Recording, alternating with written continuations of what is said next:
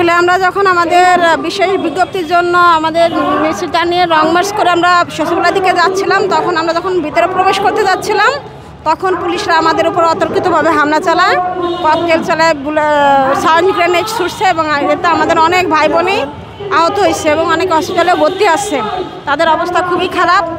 আসলে আমরা আসছিলাম আমাদের পুরো শান্তিপূর্ণভাবে একটা আন্দোলন করে আমাদের দাবি দেওয়া আদায় করতে, কিন্তু পুলিশ যেভাবে আমাদের উপরে গ্রেনেড সাউন্ড গ্রেনেড ছুড়বে বা ককটেল ছুড়বে যে আমরা বুঝতেও পারিনি, কিন্তু এটা মোটেও ঠিক করেনি। যেখানে আমরা কিছু করি নাই সেখানে তাদের এত বড় পদক্ষেপ নেওয়া মোটেও উচিত হয়নি।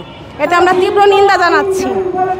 কারণ যাদের পড়ালেখা শেখানোর জন্য আমরা শিক্ষক হিসেবে আজকে এখানে এসেছি, তারাই আজকে আমাদের উপরে এই গ্রেনেড হামলা ছুটতেছে, ককটেল ছুটতেছে, যেটা আমরা কোনোভাবেই প্রত্যাশা করি না।